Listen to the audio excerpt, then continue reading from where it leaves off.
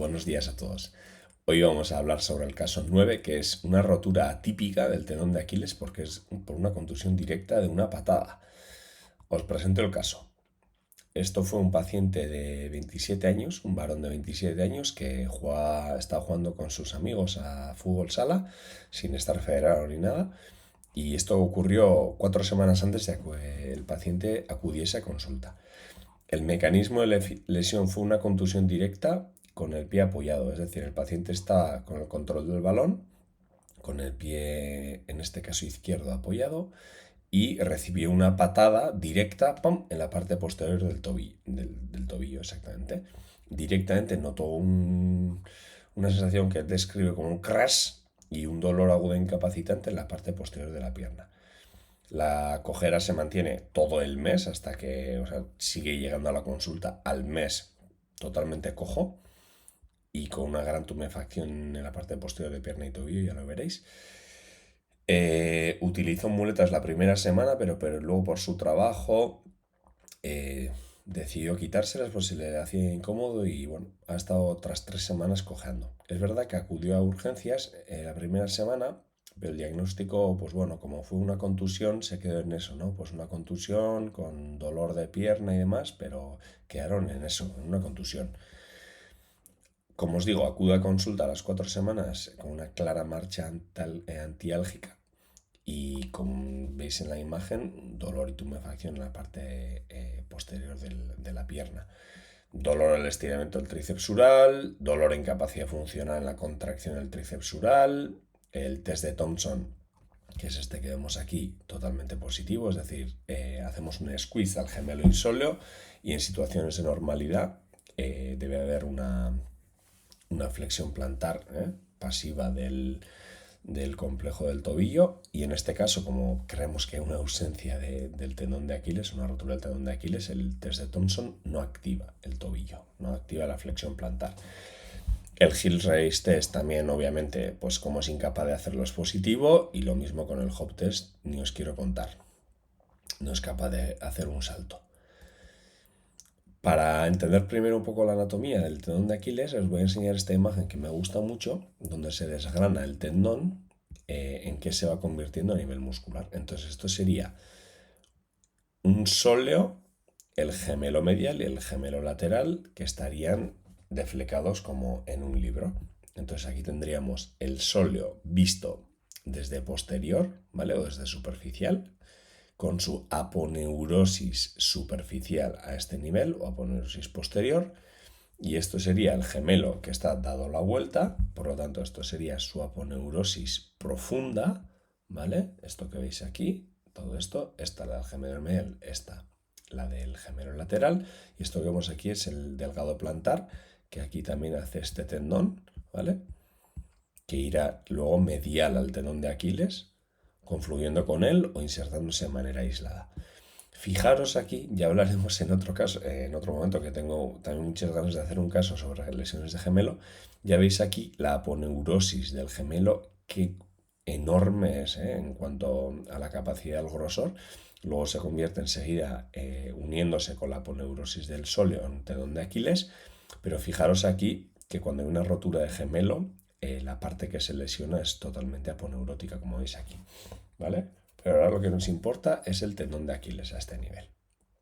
¿Cómo lo vemos en ecografía? Pues bueno, aquí vemos cómo viene el tendón de Aquiles muy fino por aquí, por lo tanto esto todavía es una aponeurosis gemelar, y la del sóleo, que tenemos aquí el sóleo hasta aquí, fibra muscular sólea. Este músculo es el flexor hallucis longus con su aponeurosis intramuscular, y aquí ya esta es la unión miotendinosa final del sóleo,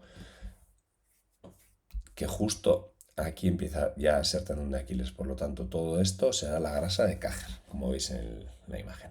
Si vamos un poquito más hacia distal, el tendón de Aquiles se hace cada vez más grueso, la grasa de Cajer también coge más amplitud, tenemos la parte final del FHL con la tibia, con todo su reborde óseo aquí. Aquí estaría la articulación tibio-astragalina posterior. Si llegamos a la parte de inserción, grasa de Cajer, calcáneo, tuberosidad del calcáneo, y aquí estaría insertándose ya el tendón de Aquiles. y a esta es ya su inserción final llegando hasta aquí, como veríamos. Todo esto es un corte, como vemos aquí, en longitudinal o eje largo. Esto sería una panorámica que está cogida del revés, por lo tanto al revés. Todo esto sería ya aponeurosis libre del gemelo, con su parte del sóleo también, sóleo hasta aquí, unión miotendinosa, todo esto es la grasa de Cajer, el Aquiles que viene perfecto, es una imagen preciosa, insertándose aquí al calcáneo, aquí tenemos el FHL, tibia, astrágalo con su tuberosidad lateral, y aquí estaría la articulación subastragalina. Ahí estaría.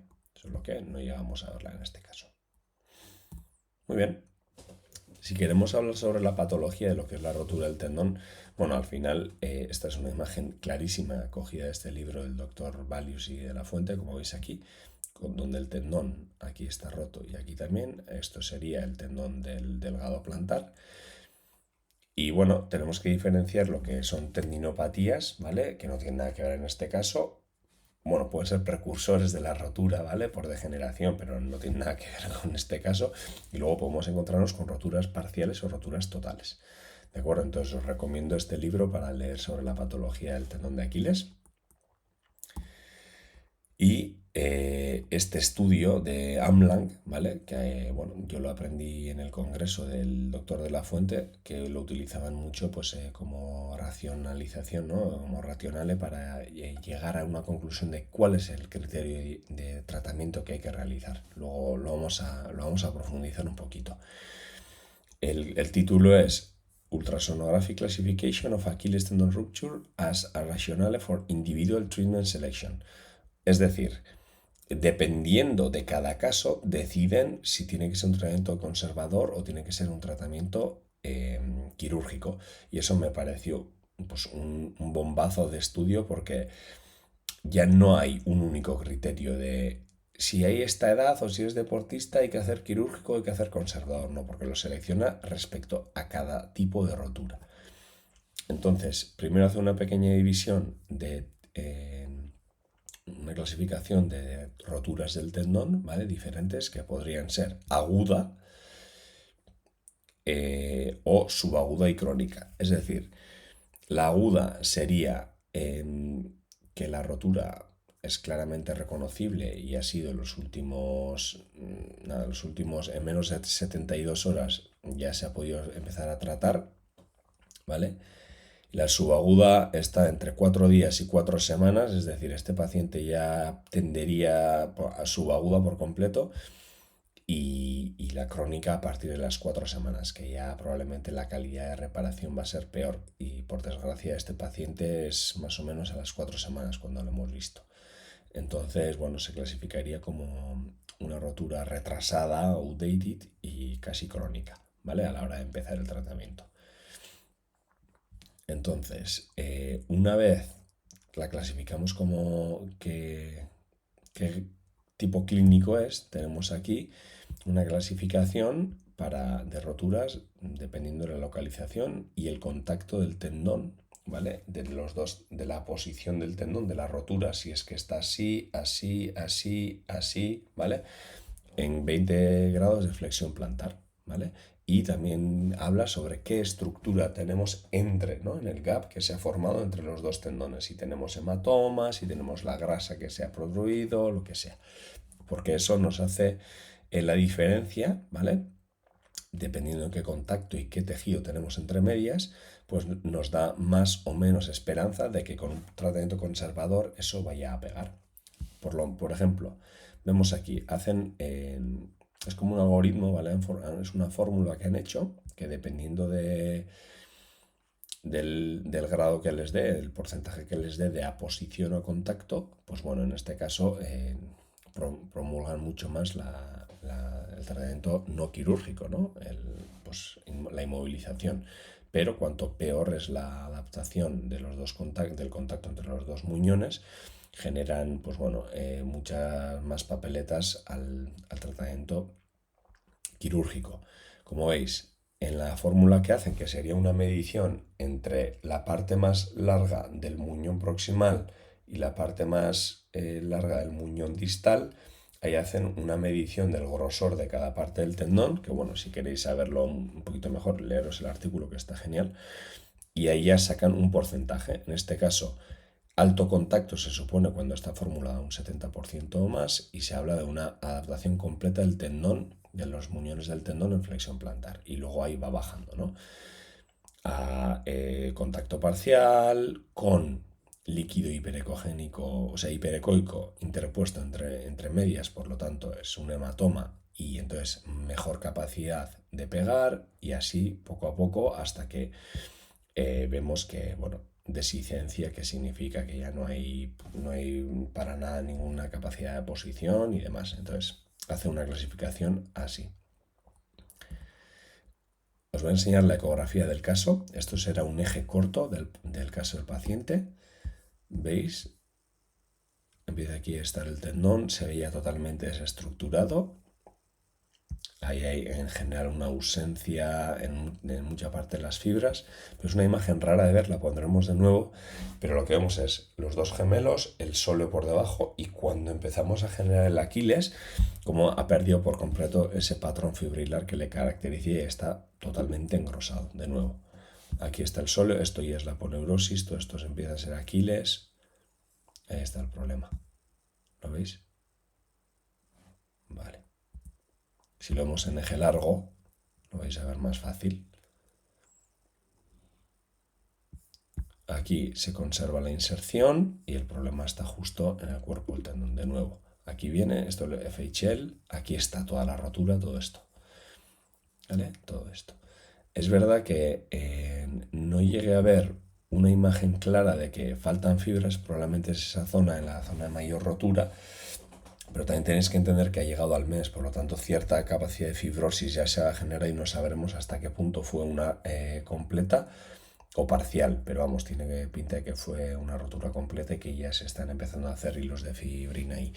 El problema es que cuando lo llevamos a 20 grados no veíamos claramente dos muñones totalmente apuestos, pero lo que pasa es que, bueno, al paciente lo derivamos a urgencias con un informe y lo que le hicieron al final es poner una bota de Walker, y veremos cómo va quedando, ¿vale? Pero estas serían las imágenes. Como veis, esto es un eje largo, toda aquí la rotura, para que entendáis todo esto, todo este grosor. Fijaros qué fino debería ser el Aquiles a este nivel más o menos y qué grosor nos va cogiendo todo esto, ¿vale? Está duplicado o triplicado el grosor normal de lo que sería el Aquiles, ¿vale? Por la rotura. Aquí tenemos otro grado de rotura vista agudamente al siguiente día de la lesión, y aquí vais a ver que es diferente. Este es el eje largo, aquí vienen las fibras del Aquiles, tendón, aquí se ve el gap y aquí volvemos a tener el muñón, ¿vale? Yendo desde proximal a distal. De nuevo, de proximal a distal, tendón, gap y otra vez parte distal del tendón. Y ahora sí, veis como en un eje largo se ve perfectamente, el tendón todavía no está engrosado, no ha empezado a reparar, sino que tiene el muñón distal hasta aquí, el muñón, sí, a ver, dejar un momento. Sí, la tibia termina aquí, exactamente. Esto es el muñón proximal, esto es el muñón distal, y tenemos aquí hematoma interpuesto, pero vemos que tenemos la capacidad de hacer una posición entre los dos muñones. De nuevo, ahí veis, podemos llegar a poner prácticamente todos los muñones, y lo que tenemos entre los dos muñones, ¿vale? Con el paratenón parece que conservado, es hematoma. Entonces, esto es de los casos que probablemente con una inmovilización funcionará mejor.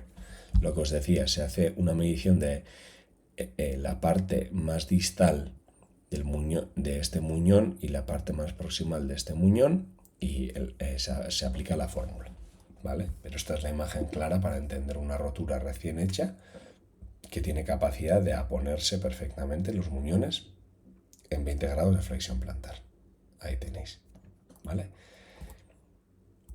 A nivel de tratamiento, pues bueno, os recomiendo leer este artículo en el cual tengo el honor de haber colaborado con el doctor de la Fuente y el doctor Antonio León, en el libro de la Fuente y Valius de sonocirugía, ¿vale? Entonces, este capítulo habla sobre la sutura ecoguiana, el tratamiento de la rotura completa del tendón de Aquiles, y es una nueva manera de hacer lo que tienen, que es de manera, pues, mediante sonocirugía, solo haciendo una incisión de cirugía mínimamente invasiva, y pasan unos metales por dentro del, bueno, dos agujas con unos cables por dentro del tendón, y desde fuera, viendo con la ecografía, hacen prácticamente toda la retención de la cirugía y solo dan un par de puntos a nivel proximal y queda muy bien. Entonces, os recomiendo ver este capítulo, porque habla perfectamente del tipo de tratamiento quirúrgico de sonocirugía que hacen a día de hoy, que es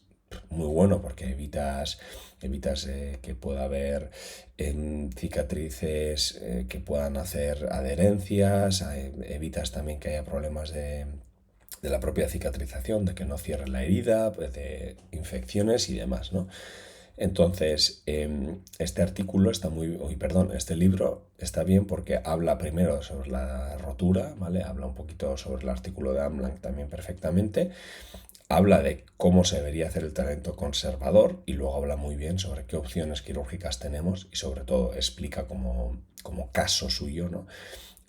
Cómo hacer la cirugía de la que os hablo, que me parece que es un invento estupendo. Por lo tanto, bueno, os recomiendo darle una lectura a este capítulo. Si alguien lo necesitase, pues se ponga en contacto conmigo. Y sin más, aquí os dejo un poco la bibliografía que hemos utilizado. Y muchas gracias por vuestra interés y atención como siempre. Nos vemos en el siguiente caso.